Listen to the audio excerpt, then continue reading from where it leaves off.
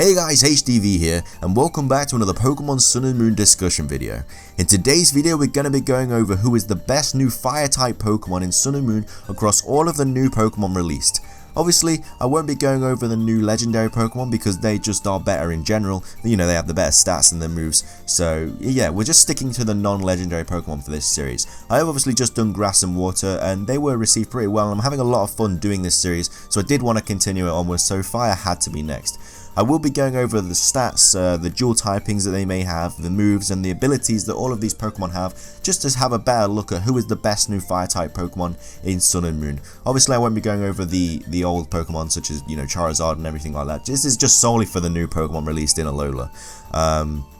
There are only 4 new Pokemon that aren't legendary released in Sun and Moon, which is kind of a shame, but you know, that's still 4 Pokemon to take a big look at, and you know, just an in-depth research look into the Pokemon just to see which is the best. But if you are enjoying the series, please smash that like button below, I really do appreciate it. And with all of that out of the way, let's get into the video, and I really do hope you enjoy. Okay, so first off we have Incineroar, my starter Pokemon for Sun and Moon, who is obviously the evolved form of Litten. And I absolutely love this Pokemon. Obviously I've just done the starter video, Pokemon video thingy that I did a few days ago, looking at who is the best new starter Pokemon. And so we have obviously gone over Incineroar a little bit, but you know, in this video we're going to be going over in more detail. We've got more time because there are less Fire-type Pokemon, so you know, we can take a better look at each of these new Pokemon. Anyway, Incineroar right off the bat is a dual typing of Fire and Dark, which is very nice. Obviously immune to Psychic and stuff, doesn't have loads and loads of weaknesses, isn't weak to Bug obviously because the Fire typing neutralizes that bad boy, so he's like, nah, get out of here, I'm a Fire type, bruh. Probably never going to do that again. But one of the best things about Incineroar is the fact that his hidden ability is Intimidate, which is absolutely incredible, because Intimidate paired with this Pokemon's lovely stats of 95 HP, 115 physical attack, 90 physical defense, 80 special attack, 90 physical defense and 60 speed make this Pokemon a huge threat. Obviously the running theme in Alola is that a lot of these Pokemon are pretty slow, and Incineroar is, you know, he's not different at all from there. He is only on 60 speed. He is, his pre-evolutions of Torracat and Litten are fast. I think Torracat's pace speed is 90, so Incineroar's lost some speed and put it into its other stats just to make it more of a bulky, you know, attacking Pokemon. Intimidate makes this Pokemon, you know, being able to take physical hits a lot easier, which is paired with his already pretty decent 90 physical defense is, you know, it's going to be difficult to take down, especially with the fact that it hits hard as well with nice 115 physical attack and also has 95 HP as well, so you know, it can take the hits.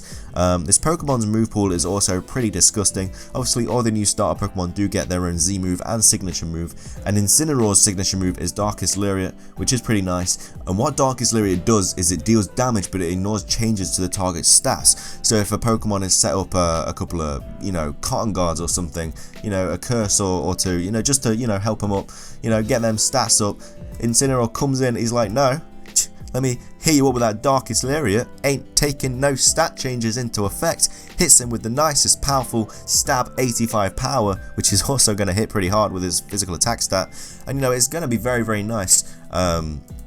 And so Incineroar's got that in his locker, so his signature move is very nice for taking down Pokemon that have set up.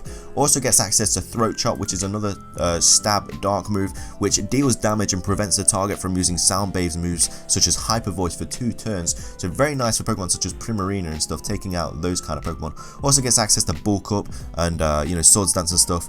Gets an incredible, even better move pool. Like, we thought it was good, but Incineroar's like, no, have a look what I've got in my locker. He's also got access to moves such as Cross Chop, Outrage, Flare Blitz, Thrash, Flamethrower, you know, even get Swagger, why not? And these are just moves that he learns through level up. Egg moves, Body Slam, Crunch, Fake Out, Heat Wave, Revenge, Nasty Plot. Hit them up with those powerful moves, Incineroar. Jesus Christ, and we're not even done there.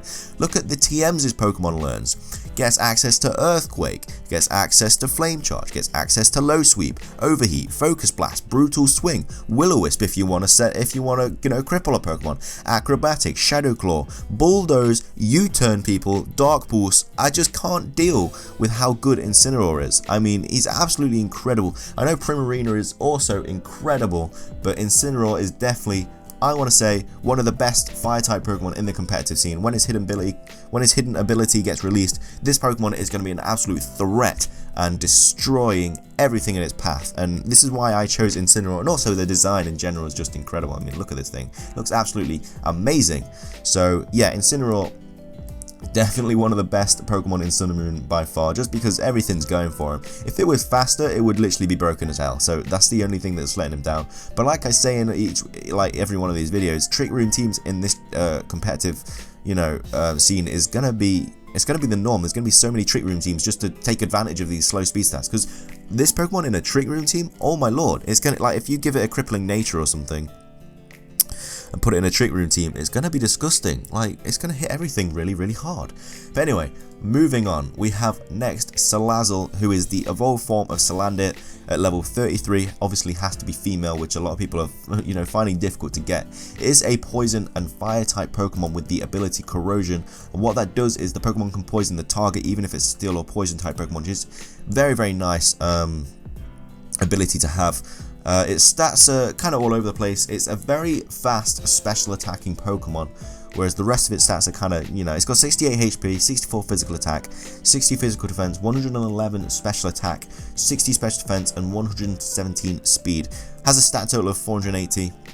So it is very, very nice Pokemon. It can get a quick Toxicking basically, and if it survives a hit, you can get out of there. I don't know why. I think Game Freak missed a big opportunity to have like a male version of this Pokemon's evolution as well. Like, obviously it has to be female, so trying to find like a shiny female of this is difficult. So yeah, I would have liked it if it had a male counterpart as well, but clearly not the case. But this Pokemon has a very nice ability and a very nice typing anyway in general.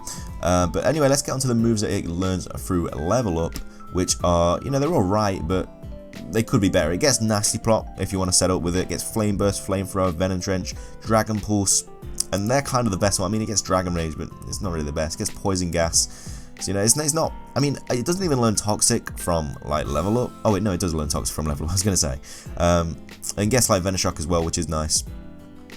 Egg moves. It gets Fake Out, Knock Off, Sand Attack, Snatch, and Belch. Knock Off and Fake Out going to be very, very useful. Fake Out is just useful in general, but obviously this Pokemon's got an awful physical attack stat, so it's probably not going to be nice at all. Learns by TM Dragon Claw, which is kind of useless because it's not got a decent physical attack stat. Gets Flamethrower, Sludge Bomb, Fire Blast, Overheat, Will-O-Wisp, Acrobatic, Shadow Claw, Dragon Tail, Poison Jab. So a lot of physical based moves, which is kind of really letting this Pokemon down because its physical attack stats really, really poor. I mean, it does get a handful of special attacking moves, but it gets a lot more physical type moves, which really lets it down. I mean, it could have got access to. I could see this Pokemon getting access to moves like Draco Meteor. I mean, it gets access to like Dragon Claw, Dragon Rage, and Dragon Tail. So Draco Meteor would have really helped this Pokemon out, and it would have been very, very useful. But clearly they didn't want to go with that. And so if you can somehow work this Pokemon around, you can Toxic a lot of things. But I mean, it doesn't get any Switch Initiative moves or anything like that, so it's kind of awkward in that regard. But anyway, that is Salazzle. Pretty good Pokemon, but has a couple of weaknesses as well. Like all Pokemon do, but we'll just see how it happens in the competitive scene. Anyway, next we have a Lowland Marowak, which I'm a huge, huge fan of. I love this Pokemon's design. I love its typing, Fire and Ghost. It has 3 abilities: Cursed Body, which may disable a move used on the Pokemon. It has Lightning Rod, which obviously increases special attack when hit by an electric type move, which is also very, very nice. And Rock Head as a hidden ability, which protects the Pokemon from recoil damage. So I think Lightning Rod probably maybe the best. Maybe no, then again, Cursed Body is kind of nice as well. But yeah, the stats are kind of everywhere. I mean, Lightning Rod isn't actually too good because its special attack is pretty awful, so I guess Cursed Body is going to be the way they use. It has a very poor stat total of 425. I wish they made this Pokemon stronger because I love this Pokemon, but they weren't really feeling it at all. It has 60 HP, 80 physical attack, 110 physical defense, 50 special attack, 80 special defense, and 45 speed. So another very, very slow Pokemon, which we have seen a lot throughout this series. It gets, it gets alright moves from level up. Gets Bone Club, Headbutt, Boomerang, False Swipe for shiny catching, gets Thrash, Double Edge. So I guess Rock Head is kind of nice when you're getting moves like Double Edge and stuff. So we'll see what people want to use on it. For egg moves though, it does get Ancient Power, Belly Drum, so Belly Drum on a Trick Room team could be very nice. Chip Away, Double Kick, Iron Head, Perish Song, School Bash. School Bash isn't really too good. The tutor moves that it gets though are Earth Power, Fire Punch, which is nice stab, Focus Punch, Icy Wind, Iron Tail, Iron Head, Knockoff, Low Kick, Outrage, Stealth Rock, Thunder Punch. So lots and lots of good moves there. Gets access to moves such as, you know, Blizzard, Smackdown, EQ, which is really nice, Dig, Brick Break, Flamethrower, Fire Blast. So a lot of stab, even though it is on the special side of things. Gets Focus Blast, False Swipe for shiny catching, Stone Edge, Swords Dance, Bulldoze, Rock Slide, Power Up Punch. So it does get quite a big access to TM moves. It's just the stats are letting it down a lot. I mean, its stat total is only 425, so not the best in that department. But I really, really love the design of Lowland Marowak, and I was really happy when it got released, but I just wish it was a little bit stronger. Anyway, last but not least, we do have Turtonator, I believe that's how you pronounce it, who is a Fire and Dragon type Pokemon with the ability Shell Armor, which obviously protects the Pokemon from taking critical hits, which is very, very nice, especially with the fact that this Pokemon's defenses are quite nice as well. It has 60 HP, 78 physical attack, 135 physical defense, that big shell, putting in the finest of work. People, 91 special attack, 85 special defense, and then 36 speed, so even slower. Seriously, the Pokemon in this generation are slow as hell. It obviously doesn't evolve. I really like the typing of Fire and Dragon though. I think that's pretty cool. Obviously, it takes the ice weakness away from it. It gets some pretty nice moves for level up as well. It gets Iron Defense, so even making that defense even higher.